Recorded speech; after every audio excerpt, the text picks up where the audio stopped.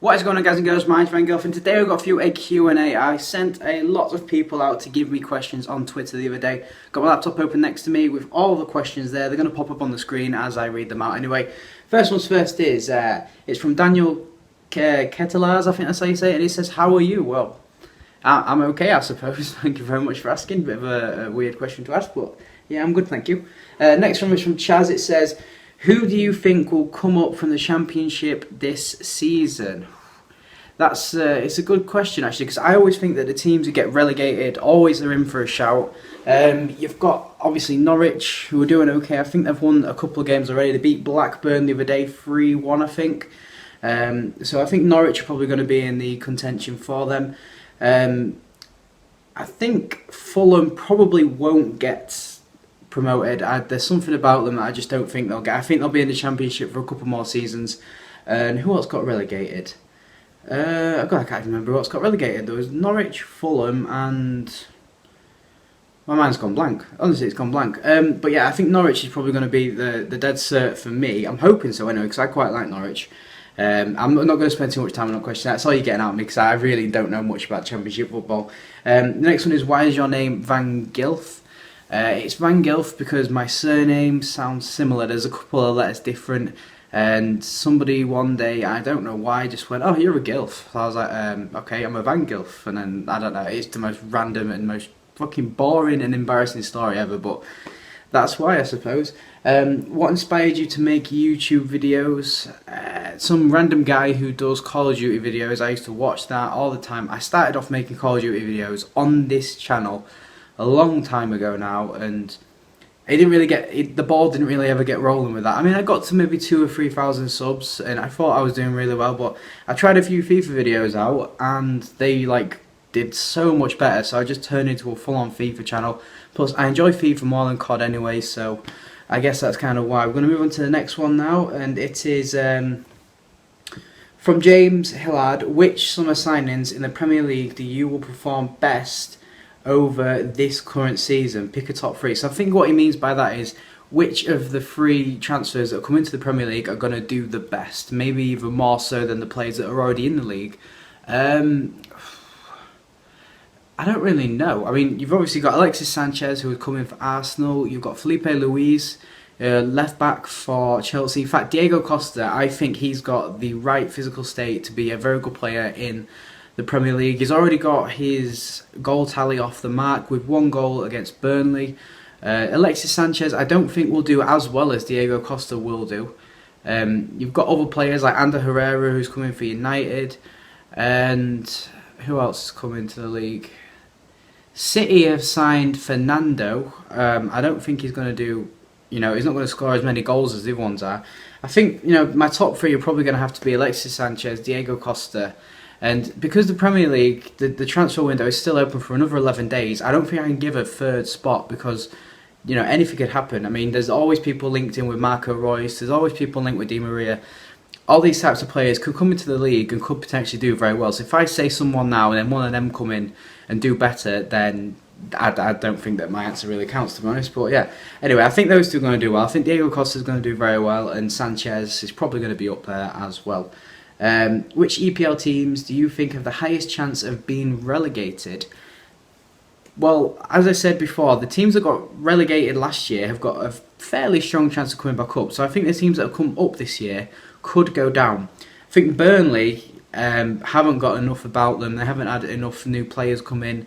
They haven't got an awful lot of Premier League experience, so I think they could go back down. QPR have brought in a couple of players. I mean, they've got some great players, and they've got Leroy Fair's come in, Ferdinand's come in, they've got Remy as well, who's got Premier League experience. So a lot of the Premier League experience can really help clubs that have come up into the league. Look at Hull last year. They brought in Livermore, they brought in Huddlestone, Figueroa, Shane Long, and they also brought in Jelavic. Now, these are all players that have played in the Premier League for a fairly long time. So I think that the teams that have got more Premier League experience are likely to stay up. So I think West Brom have actually got a shout of going down because they're not, over the last, I don't know, maybe 5 years or whatever, they've always, well, maybe not 5, 2 or 3 years, they've always been around the bottom. They've never really been a strong mid-table finish club. I don't think they have anyway. I mean, I have a feeling that they're going to go down along with Burnley and possibly Leicester. I think Leicester could could surprise everybody and do well, but I don't know. It's really hard to predict one game into the season. It's pretty impossible to predict, to be fair. We're going to go on to the next one now, and it is, have you ever been abroad? If so, where? I've been to Spain ages ago when I was like 12. I've been to Turkey with my girlfriend, and I've been to Greece with my girlfriend. It's a funny story about Greece. I actually bought an ornament in Greece thinking that it was going to be unique, a nice, cool, like travel, unique thing to bring back. And we come back, we actually go to a local garden centre, go have a look around, and we actually see the exact same ornament as what I bought in Greece on the shelf in England, literally 5 minutes away from where I live. I was fucking so gutted, it was unreal. Anyway, we're going to move on to the next one now. Who do you think have made the best transfers in the BPL this season? So who have brought in the best? I think that Newcastle have done some pretty good signings. I mean, they brought in De Jong, they've brought in Cabella. I think Newcastle are probably going to be better going forward this year than they have done in previous years. They've got Riviera as well. So I think they've made some good signings, but I think whoever's made the best signing, I think it's probably Chelsea with Diego Costa. I didn't rate him much. But after seeing him in that first game, I know it was only against Burnley, but I've seen how much of a player he is, and he's comfortable with his back to goal, he's comfortable going forward, good in the air, good with his feet. I think he's definitely the best signing so far. Are you excited for FIFA 15, or are you going at it with no specific expectations at all? At the minute, I'm in quite a rut with FIFA. I haven't been on it in weeks, so at the moment, I'm not excited about it. I'm just going to kind of go in, play it, see if I enjoy it. I'm still going to make videos and that, because I'm sure once the new one comes out, I'll be excited about it again. There'll be new transfers, new players to try, so at the moment I'm not too excited, but as it comes towards it, I reckon I'm going to be a lot more excited. We're going to move on to the next one now. We've got Mark, and he's saying, who do you reckon will get BPL top scorer this year? If Aguero is fit, hands down Aguero, like hands down. He played like 20 times last year and got like 17 goals. When he is on form and fit and not injured, he is one of the best strikers in the world, and there's no question about that. Anybody who disagrees with me, then get away from the video, because you're wrong. He's absolutely amazing. It's going to be between him and Costa probably. Actually, Boney's a good shout, but if he played for a better club, I think he could probably be a top goal scorer. But because he plays for Swansea, no disrespect to them, they're not quite up there. He scored a lot of goals last year with them struggling, so I don't know. Probably the two that I said before. Who will win the BPL? Chelsea. That's what I'm going to say, Chelsea. I don't think City can do it again, so Chelsea. Next one. Do you think that YouTube will one day be your full-time job? I hope it is one day. I really do.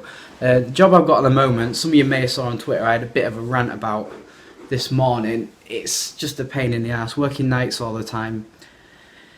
I enjoy the job and I enjoy the people I work with, but like 50% of them, or maybe a little bit less, maybe 40% of them I want to strangle. So yeah, I would love to be able to do YouTube as a full-time job one day. We'll have to see what happens in the future, I suppose. Andrew MUFC, put this in your video for no reason, bud.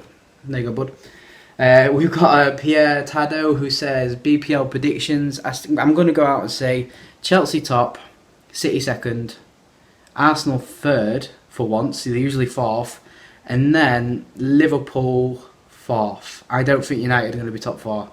That pains me to say, but I don't think they're going to get it. One from Scouting for FIFA. How many goals and assists is Giroud going to end the season with? He's going to get 18 goals and he's going to get 7 assists. That's just a random guess off the top of my head.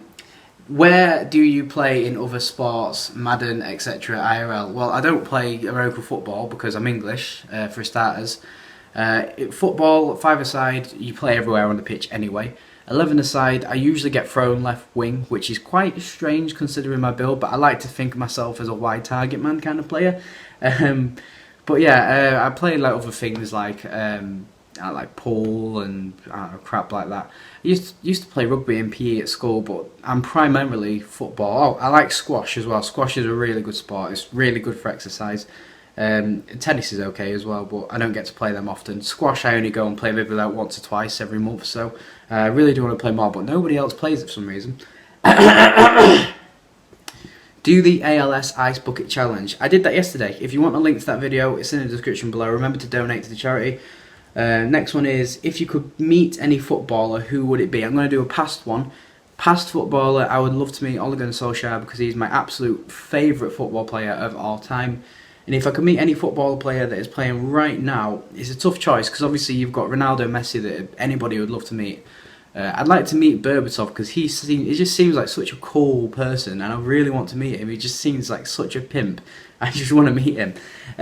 What is the worst thing that's happened to you?